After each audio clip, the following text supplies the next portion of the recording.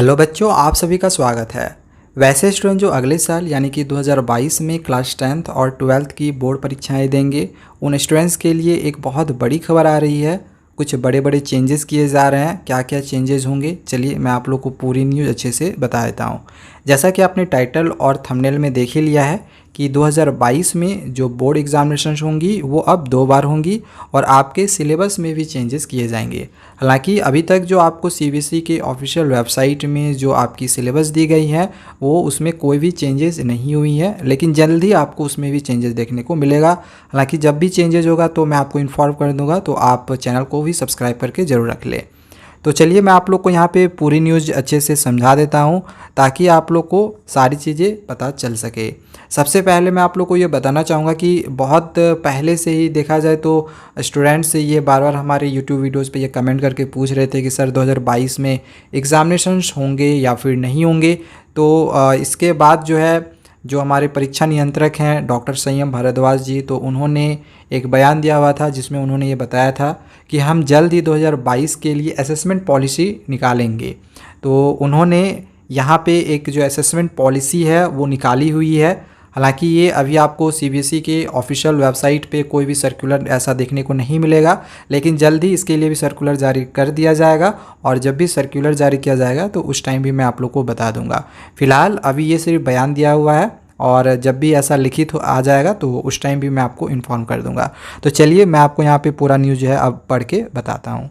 इसमें दिया गया है कि केंद्रीय माध्यमिक शिक्षा बोर्ड ने साल 2021-22 के अकादमिक सत्र के लिए 10वीं और 12वीं के सिलेबस में महत्वपूर्ण बदलाव किए हैं। हालांकि अभी तक आपको जो है इसमें कोई भी जो सिलेबस में जो है आपको अभी तक फ़िलहाल कोई ऐसे चेंजेस देखने को नहीं मिले होंगे, और जब भी ऐसी चेंजेस हो जाएंगी या फिर ऑफिशियल वेबसाइट में डाल दिया जाएगा तो उस टाइम मैं आपको बताऊँगा। ओके, आगे इसमें दिया हुआ है कि साल 2021 के बैच के लिए बोर्ड परीक्षाएं 2 टर्म में आयोजित की जाएंगी। अब देखो यहाँ पे 2021 का बैच लिखा हुआ है, तो आप ये ना सोचे कि इस साल के लिए। 2021 का बैच का मतलब है कि इस साल का जो बैच है वो अगले साल बोर्ड परीक्षा देंगे, ठीक है। तो इसके लिए है, और प्रत्येक टर्म में 50% सिलेबस को कवर किया जाएगा। यानी कि आपकी जो 2 टर्म में एग्जामिनेशन होंगी तो पहले जो टर्म है उसमें 50% ही आपका सिलेबस रहेगा और अगला जो टर्म होगा उसमें 50% आपका सिलेबस रहेगा, ठीक है। आगे इसमें दिया हुआ है कि सीबीएसई ने अपने आधिकारिक बयान में कहा है, यहाँ पे आप देख लो लिखा हुआ है कि बयान में कहा हुआ है। अभी तक इसका कोई भी लिखित नहीं आया है, तो जब भी लिखित आएगा तो उस टाइम भी मैं आपको बताऊंगा। ओके, इसमें आगे फिर है कि बयान में कहा है कि 2021-22 के एकेडमिक सेशन को 2 भागों में बांटा गया है। बोर्ड हर एक टर्म के आखिर में बटे हुए सिलेबस के आधार पर परीक्षाएं लेगा। ये टर्म एग्ज़ाम 90 मिनट की अवधि के होंगे। अभी जो आपकी जो टर्म एग्जामिनेशन होंगी वो अब कितने मिनट की होगी, 90 मिनट की, यानी कि 1.5 घंटे की। इससे पहले जो आपकी एग्जामिनेशन होती थी साल भर में वो 3 घंटे की होती थी, ठीक है। आगे इसमें दिया गया है कि सीबीएसई प्रश्न पत्र तैयार करके इन्हें स्कूलों को भेज देगा। यानी कि ऐसा नहीं कि आपके स्कूल क्वेश्चन तैयार करेंगे, ठीक है। हालांकि आपकी जो एग्जामिनेशंस है वो सेंटर पे नहीं होके अपने ही स्कूल में होंगी, लेकिन सीबीएसई ही क्वेश्चन पेपर देगी। ऐसा नहीं कि स्कूल अपनी तरफ से क्वेश्चन पेपर वो बना रही हो। आगे दिया गया है कि उत्तर पुस्तिकाओं के मूल्यांकन की प्रक्रिया भी बोर्ड ही तय करेगा और आपके स्कूल कॉपी साइन नहीं, आपके स्कूल के जो टीचर है वो कॉपी साइन नहीं करेंगे, वो भी बोर्ड ही तय करेगा, ठीक है। सीबीएसई प्रश्न पत्र तैयार करके इन्हें स्कूलों को भेज देगा।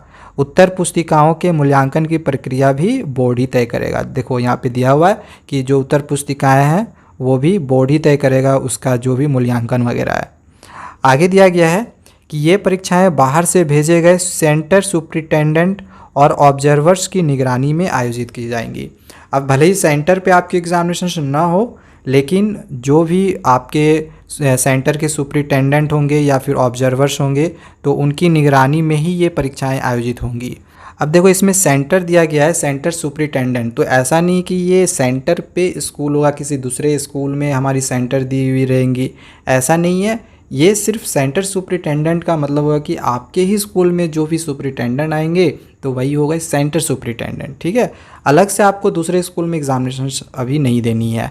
अच्छा, एक चीज़ मैं आपको यहाँ पे और बताना चाहूँगा कि अब ये जो नई एजुकेशन पॉलिसी है, नई शिक्षा नीति है, उसमें ये बताया गया था कि अब जो आपकी नई शिक्षा नीति आ रही है उसमें जो आपकी एग्जामिनेशन है, बोर्ड परीक्षाएं, वो क्लास 9 से 12 तक का जो भी एग्जामिनेशन होगा वो 6-6 महीने में होगा। अब इस बार जो एग्जामिनेशन होंगी 2022 में वो 6-6 महीने में तो हो रही हैं, लेकिन ये अभी तक कंफर्म नहीं किया गया है कि ये एनईपी के तहत ही हो रहा है या फिर कोरोना की वजह से हो रहा है। तो ये अभी तक क्लियरली नहीं बताया गया है। ठीक है, तो जब भी ऐसा क्लियर हो जाएगा कि ये एनईपी के तहत ही हो रहा है तो वो भी मैं आपको बताऊंगा। फिलहाल अभी इसके लिए कुछ भी कंफर्म नहीं किया गया है, बस आपकी एग्जामिनेशन जो है वो 6-6 महीने में अभी फ़िलहाल हो रही है। आगे दिया गया है कि बच्चे पहले और दूसरे टर्म में जो नंबर हासिल करेंगे उनके आधार पर अंतिम मार्कशीट तैयार किया जाएगा। पहले टर्म की परीक्षा नवंबर-दिसंबर और दूसरे टर्म की परीक्षा मार्च-अप्रैल में आयोजित की जाएंगी। तो देखो यहाँ पे आपकी जो एग्जामिनेशन की जो समय है वो भी दी हुई है कि पहली जो टर्म है, फर्स्ट टर्म एग्जामिनेशन, वो नवंबर-दिसंबर में होगा। तो अभी आपके पास ज़्यादा समय नहीं है, 2-3 महीना आपके पास समय है, तो आप अच्छे से एग्जामिनेशन की तैयारी ज़रूर करें, क्योंकि जो क्वेश्चन पेपर है वो सीबीएसई ही सेट करके देगी, आपकी स्कूल सेट नहीं करेगी। और कॉपी भी आपकी बाहर ही चेक होने जाएंगी, आपके स्कूल के टीचर साइन नहीं करने वाला है। ठीक है, और आगे इसमें दिया गया है कि दूसरे टर्म की जो परीक्षा है वो मार्च-अप्रैल में होंगी, यानी कि जो सेकेंड टर्म है वो मार्च-अप्रैल में होगा और उन दोनों को मिलाकर ही जो है फाइनल मार्कशीट आप लोग का तैयार होगा। तो ये एक जो है बड़ी खबर आ रही थी जो कि मैंने अभी आप लोग को दिया है। और भी इसी तरह की लेटेस्ट अपडेट्स पाते रहने के लिए हमारे चैनल को सब्सक्राइब करके आप ज़रूर रखें, ताकि जब भी इसी तरह की कोई नई इन्फॉर्मेशन आती है तो वो मैं आप लोग को देता रहूँ। Thank you.